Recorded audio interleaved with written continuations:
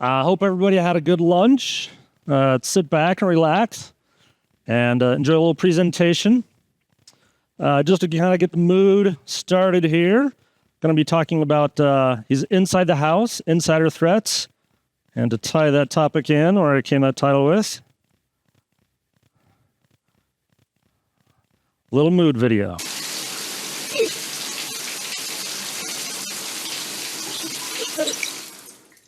Everybody.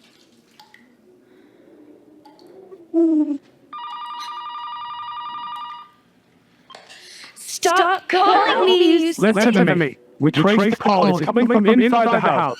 Do you hear me? It's coming from inside the house. It's right now. You know? Ooh.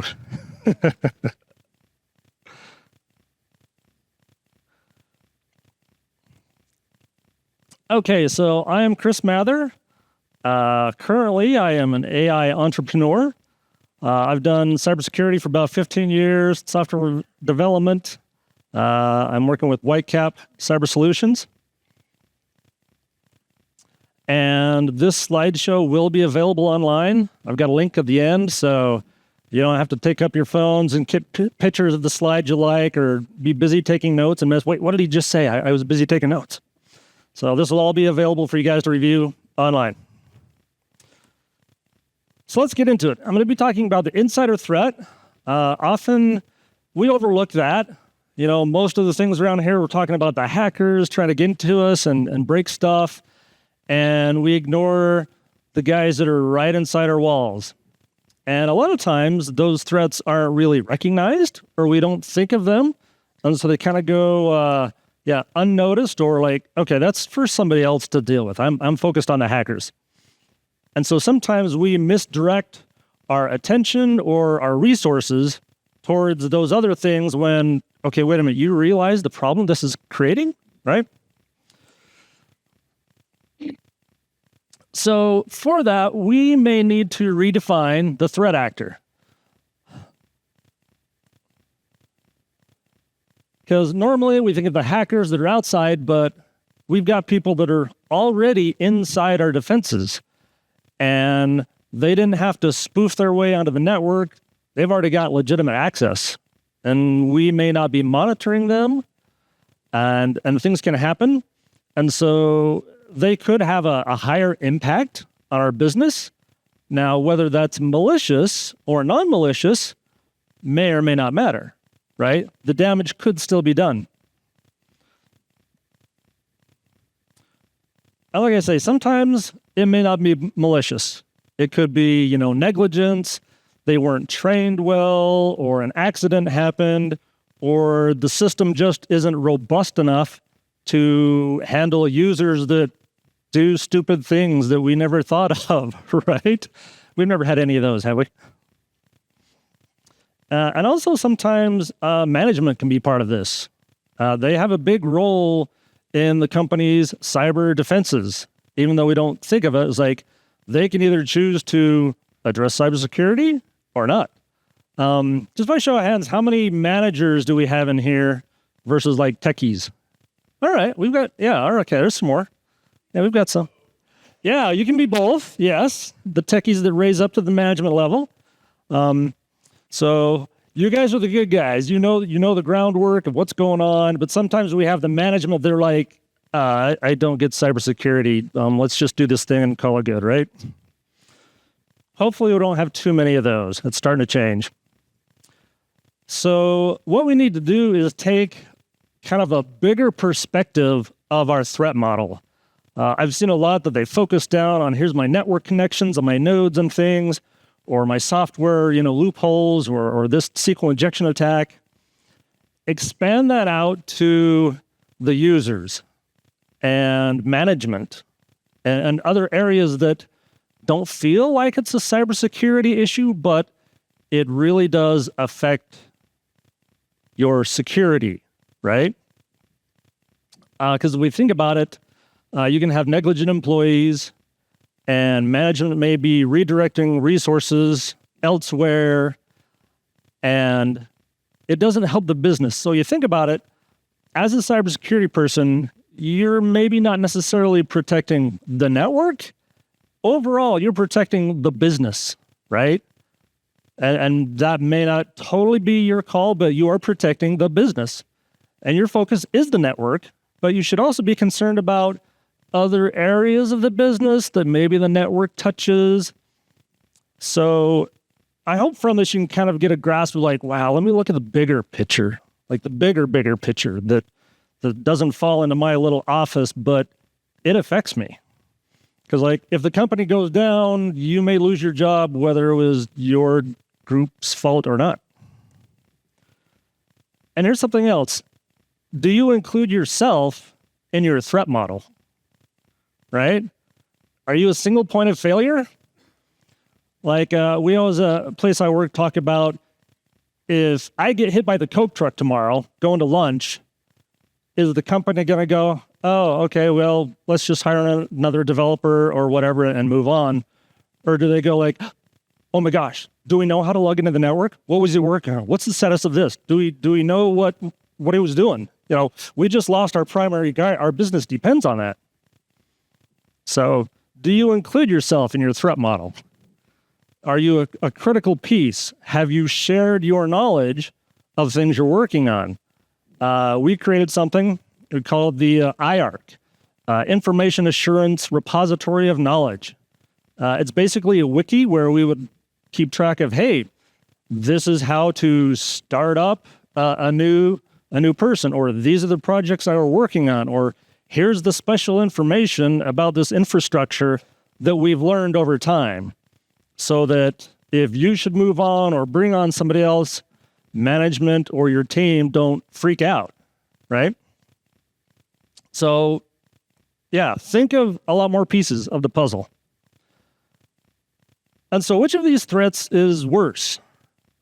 I've turned it into dollar amounts because that's how business thinks, mostly, right? So which one is worse? The worse, the external hacker steals 10,000 from the company, or an insider that maybe steals 10,000 from the company?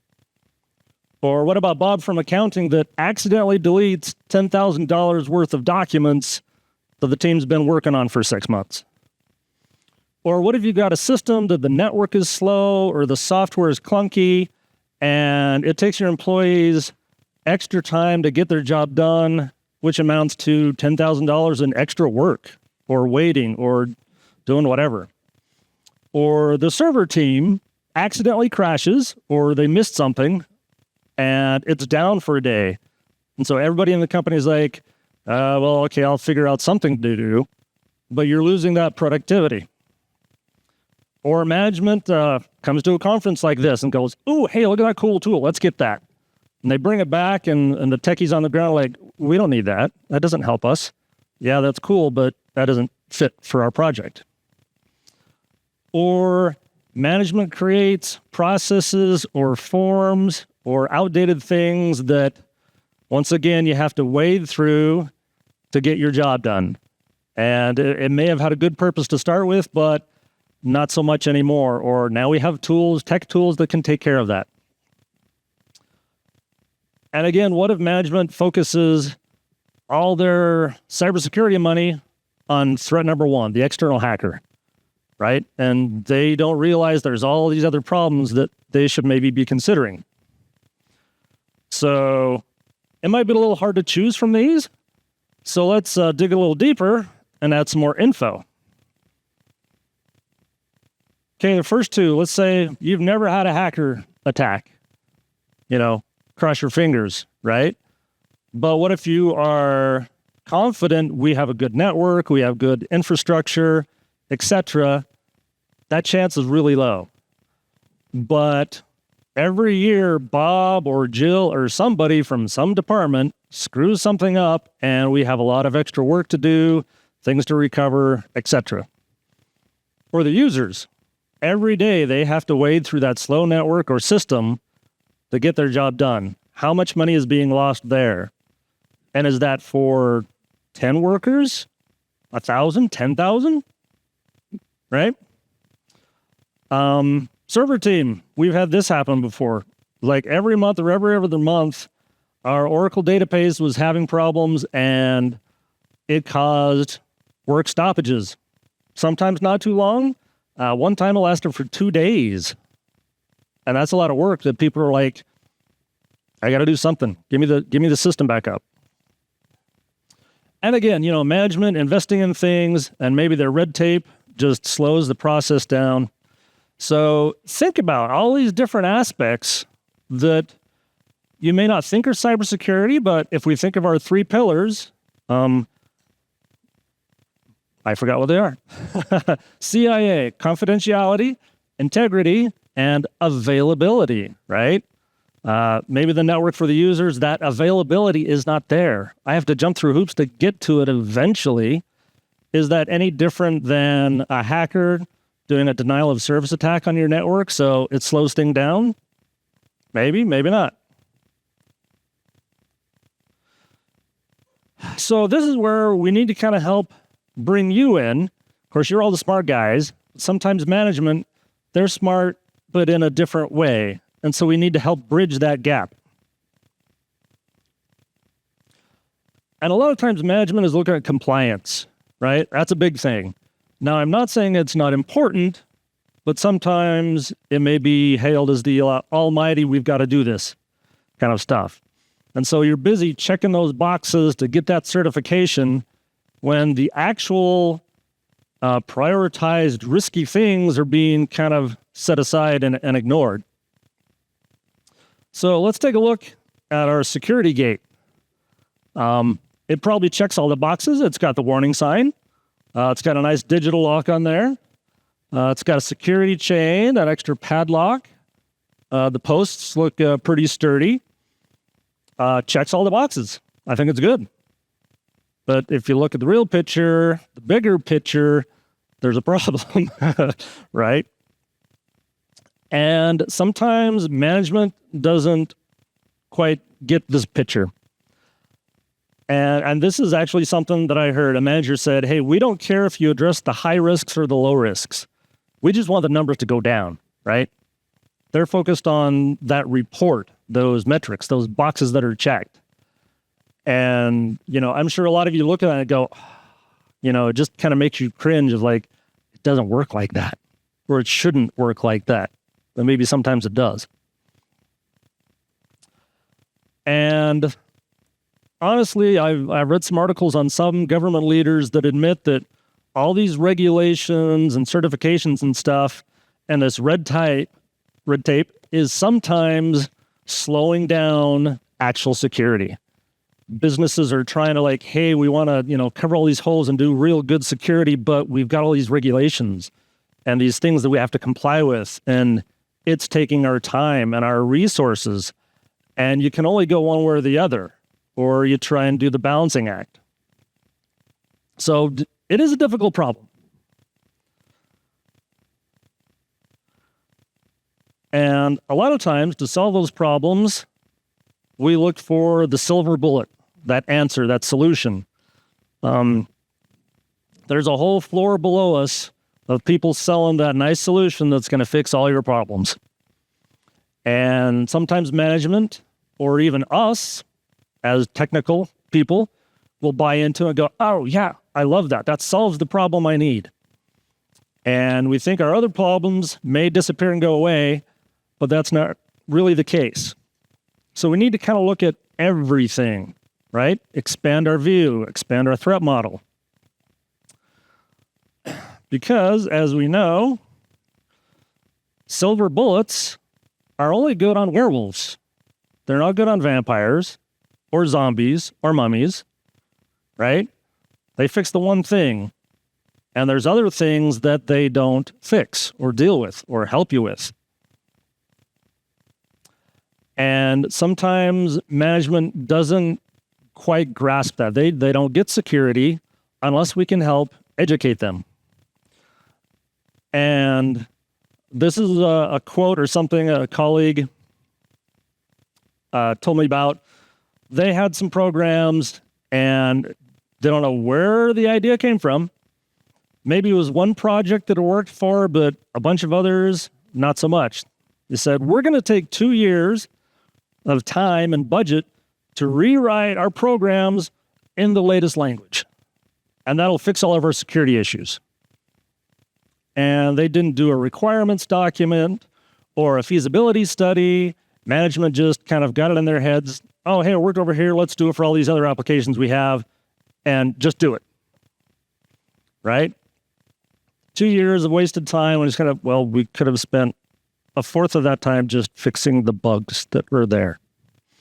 But we've been busy with other things. So we need to kind of help close that perception gap.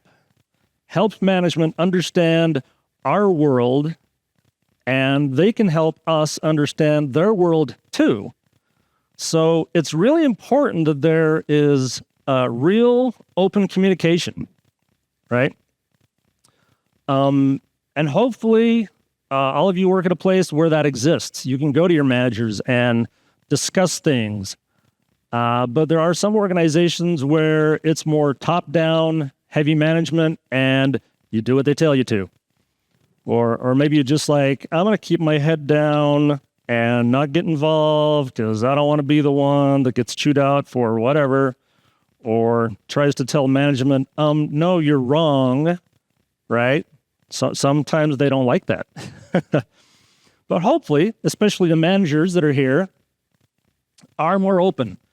And, you know, one tactic could be, hey, we've got this plan that we're thinking of, but I want to ask your opinion of, like, if you could do something totally different, how would you do it? You know, forget about what we have planned, but what are your thoughts? And be willing to accept that, like, oh, yeah, your plan is totally off target.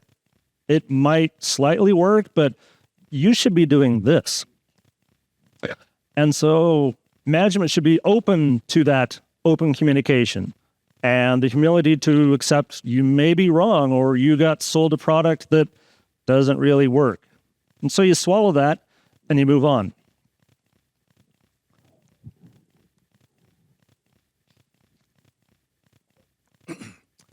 But at the same time, the techies need to get a view into management world, right? Do they know what the high-level requirements are? You know, maybe they're around the cooler talking about, oh, I can't believe management is pushing this down on us, and we have to do this because this isn't what we need. We need to be focusing over here on this. But they don't know that there is an upcoming audit on the company, and if all your ducks aren't in a row and some of those boxes are checked, there's going to be a $100,000 fine or some issue like that. Or the business is going to try to acquire another business or get in a relationship with another business. And so management needs to make sure we look good to them. Even if, you know, some of our real security problems aren't addressed, we got to look good for this. And then we can get back to fixing those later. So sometimes management has their issues. The low-level people, don't want to say you're low-level people, but the techies don't have a picture from on top. So that communication going both ways is really important. So the techies can understand, oh, this is the direction management needs to go. And maybe I can nudge them this way or that way. Maybe not.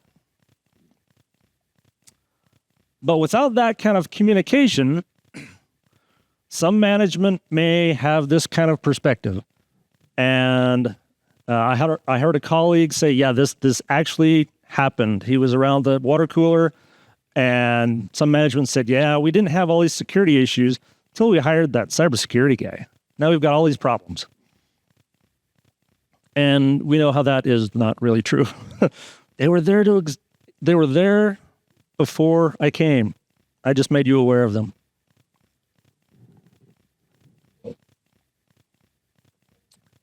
So let's look at some of the pitfalls of flawed prioritization and how we can take a bigger perspective on them.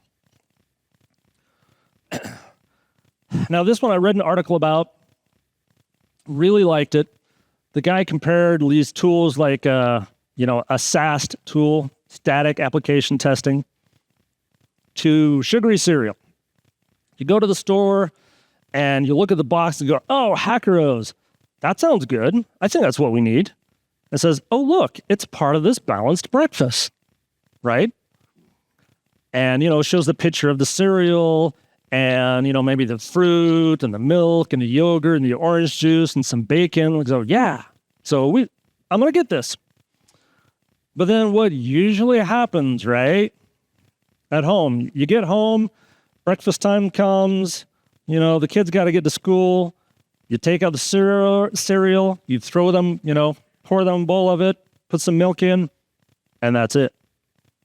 You don't give them the eggs and the bacon and the milk and the juice and the other things that make it a balanced breakfast, right?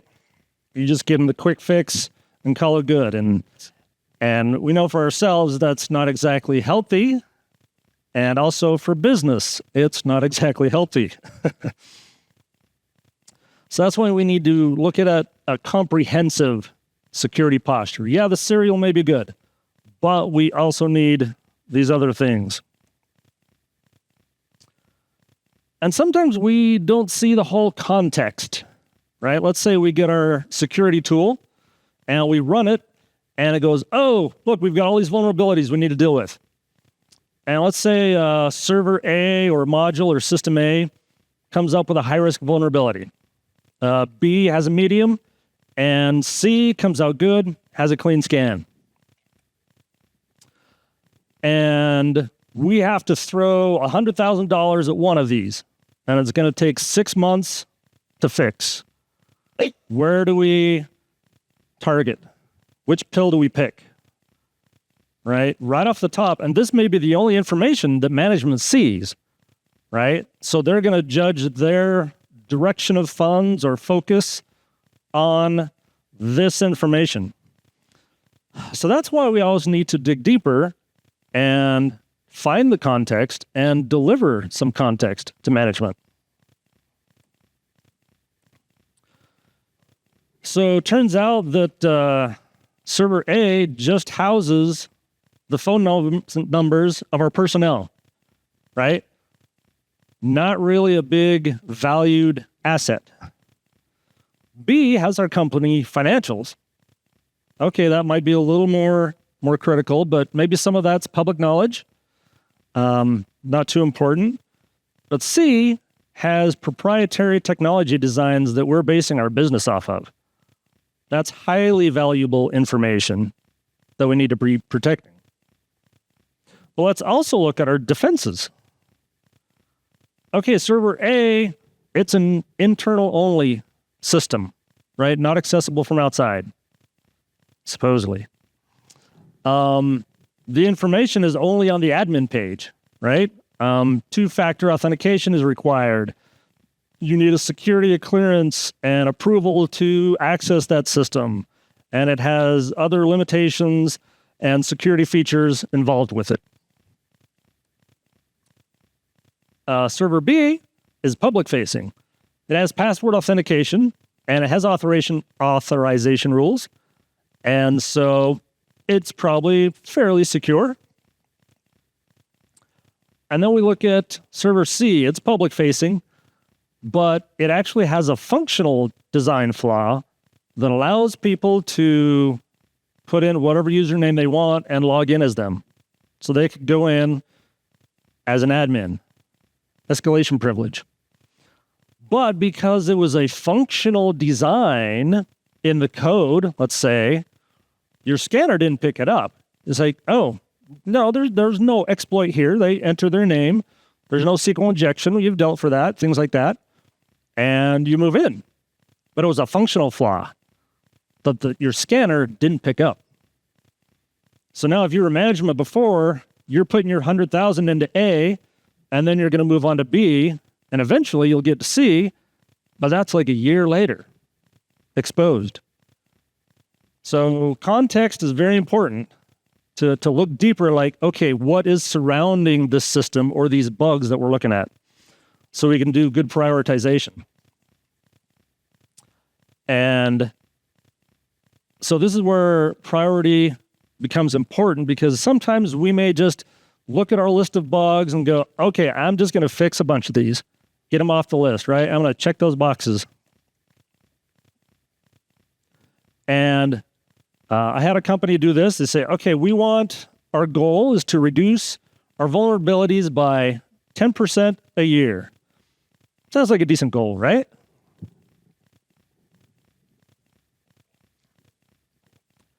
So the team gets working on it through the year. It comes near like October, November, and they're only at 3%. Okay. So what are they going to do to meet that 10% goal? Let's just grab some of the low-level, quick, easy ones and just bang those out so we can reach our 10% goal. Is that good security? Or should you work on that one big monster high-risk vulnerability that will take you all year and you won't even reduce your vulnerabilities by 0.1? But management is pushing this other narrative.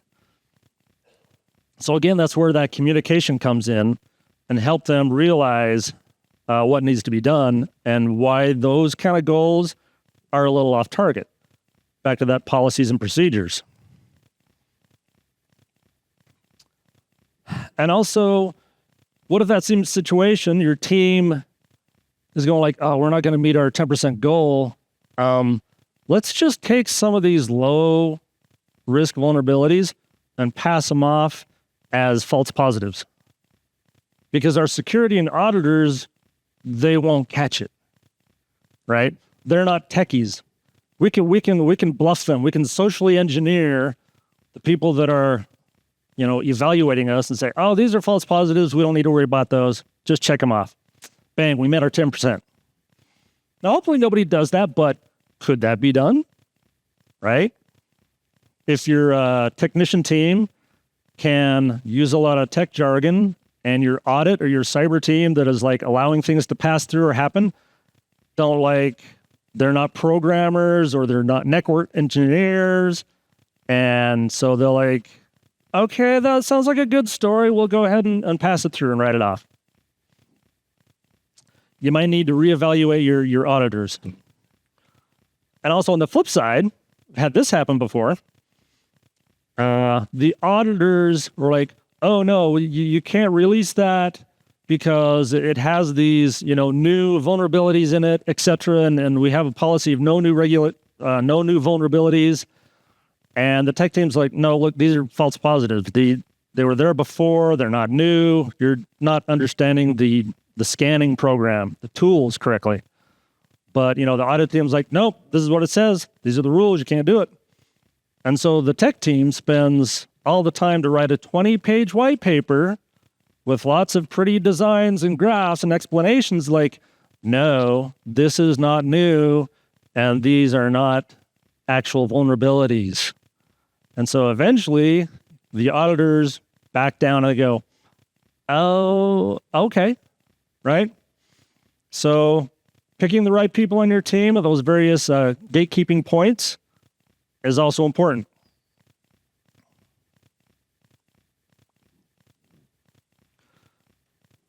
So that brings us to more of these defenses. How do we develop a strategy to balance all these things? So back to our breakfast, right? We've got our sugary cereal, so we've got our SAST, but we should also include some dynamic testing, threat modeling. Let's look at the big picture. Let's look at the things we really don't normally think of, right? Is our network slow? Are our users having problems getting to the information they need? That functional testing, pen testing, incident analytics. Do we realize, oh, our server's going down every month, but it just gets kind of brushed off. We've requested, server upgrades or whatever multiple times, but they don't answer the call. Do we need to show them, no, look, monthly, this is costing you $10,000 in downtime, right?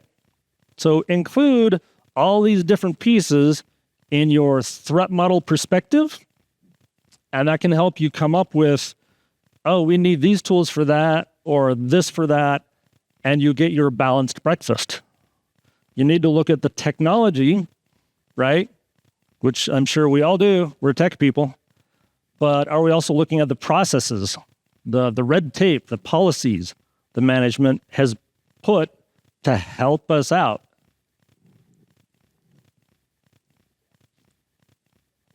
And then also the human factors, right? It's like, Dave, why do you keep crashing the server? Or why do you keep deleting things? Well, because it lets me. I didn't know better, or I didn't know that would happen, right? Maybe some training is in order. We need to survey our people. It's like, are our people well trained on cybersecurity, or just, cyber business, right? Managing systems, using the tools we gave them, but not beyond the scope of what they were built.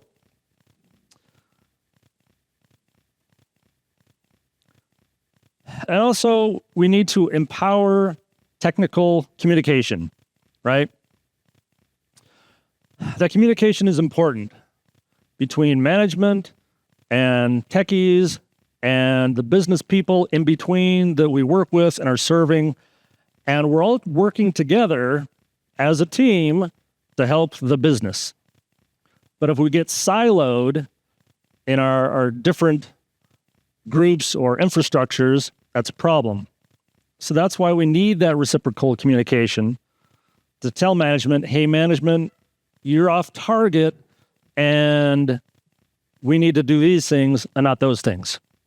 Or these policies that you prescribed are just getting in our way. Like, it takes me 3 pages of documentation to submit a false positive report, so we quit doing them. We have a bunch of false positives that, could bring our numbers down, but it's too much work to just get them approved and removed off the list. So we moved on. So now your metrics are wrong that you're basing all your business decisions off of, right? And management also needs to tell the other people, look, this is our business goal. These are some of the things we're doing, and this is why we have that audit coming, or we have this merger or this business deal that we're trying to put through. So yes, we want to be good, but we also need to look good, right? And I love this quote by Steve Jobs. It says, it doesn't make sense to hire smart people and then tell them what to do. We hire the smart people to tell us what to do. And hopefully your management is aligned with that kind of attitude, right? We hire all you smart cybersecurity people to go to SAINTCON and come back and tell us what we need to be doing. Give us the information, because we're business people, right? We're smart, but we're smart in our way, not your way. So we need to work together and look at our entire threat model, our business threats, our technical threats, our internal user threats, and find a nice system and balance sometimes, right? We've only got so much budget and time to spread everywhere to make people happy. And so that communication is really important. And hopefully you guys have that at your workplaces. If you don't, I don't know how you solve that exactly. You work at it. Maybe ask ChatGPT how to solve that problem.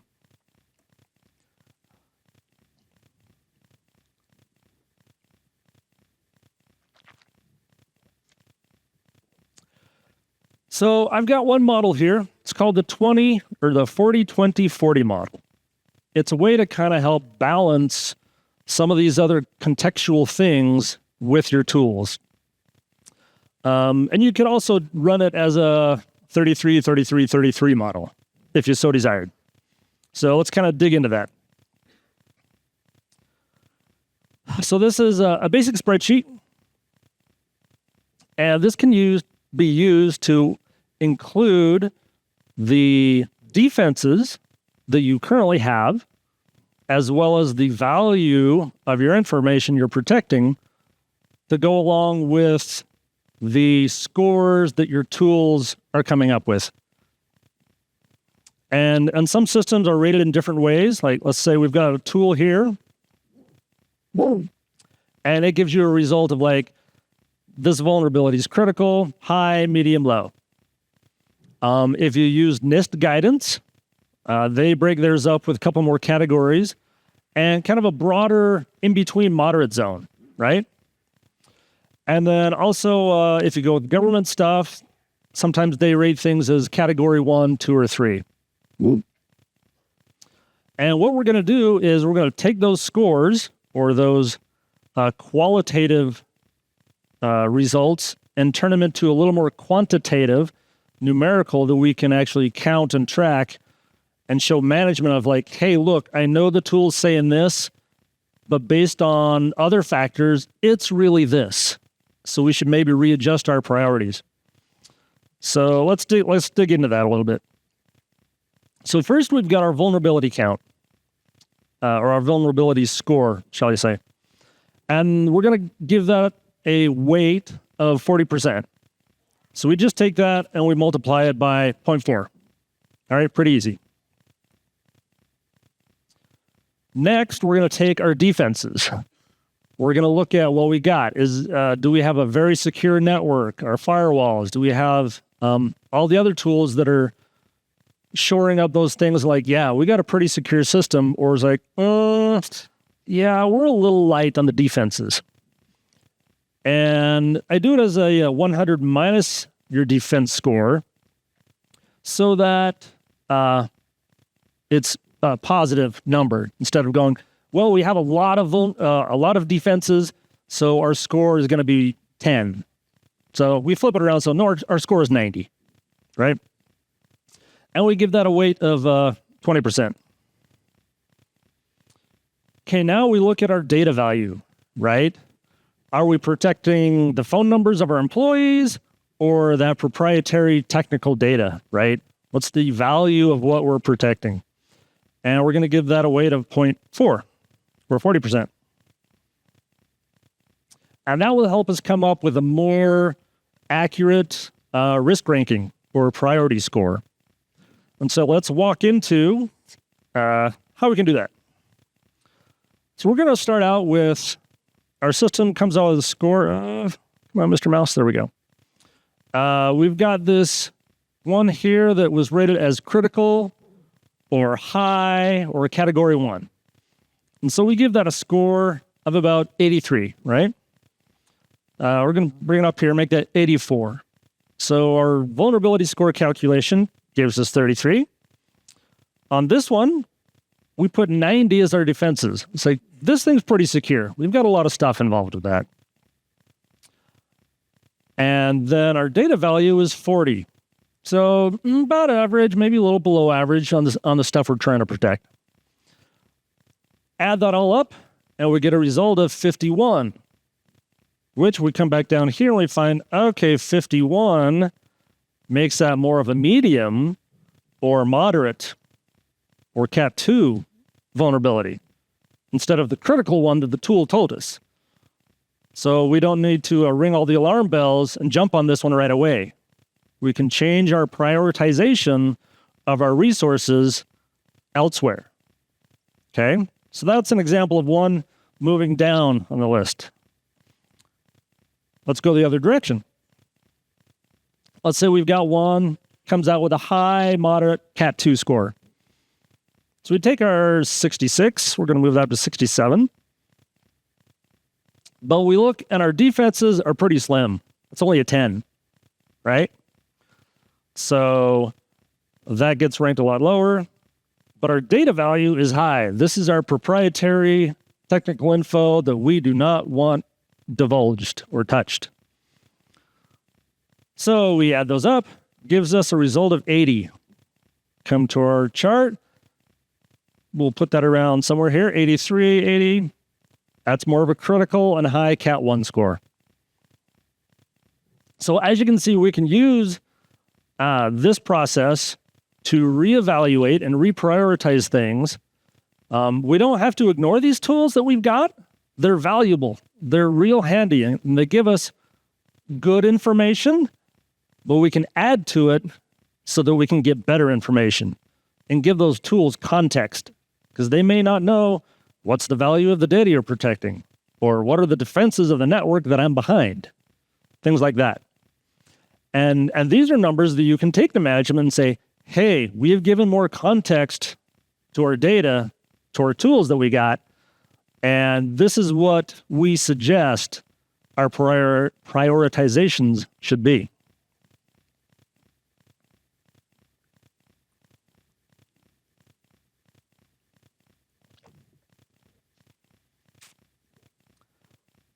So in conclusion, I think the big messages are be aware and communicate. Broaden your risk perspective, right? Don't just look at your tool or your code or whatever. Look at the things around it. Look at the things that it's touching or that's touching it or that may be affecting. Like your users, like it takes me forever to log into your system. Yeah, I start the login process and I go get coffee. And in 10 minutes when I come back, hopefully I'm logged in, right? And so we need to also look at our employees, management, techies, other business people as not only assets, but also possible vulnerabilities. We can all be an asset and or a vulnerability to the company, the thing we're actually protecting, right? So I hope we can get that kind of full perspective of what am I defending? What's my job? I know this is my niche over here, but I may be in a silo, but I'm not siloed. There's other silos that I affect or that affect me. And you need to be aware of each other and maybe help break down those silos. And as we said, context matters. Gave some examples of you just can't look at the scores. You got to look at what do those mean in relation to what's around them? What am I protecting? How valuable is it? And do I already have good defenses? And that can help you create a better security strategy. And then again, use that information and turn it into data and numbers and charts that you can give to management or present to your team and show, hey, this is the information that we should be going off of. And this is why, and these are the hard numbers behind it. Not just a, well, I like this tool and I don't think that one's very good, so we're going to go this direction. You've got some actual data to present to your leaders, and they'll look at the chart and go, oh, that makes sense. All right, let's go that direction. Again, with that open communication.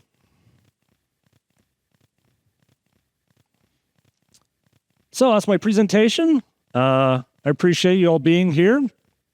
Yep, you can go ahead now, take your pictures. There's my LinkedIn QR code. If you want to connect with me, I'd love to do it. Connect back with you, share information. Like I said, I'm getting into AI stuff now a lot, as well as the cybersecurity. And if you go to whitecapcyber.com/SAINTCON, that's where you will be able to find this slideshow and flip through it and get any of the pieces you missed or want to review or show to your management. Thank you very much. Any questions? All right. Thank you.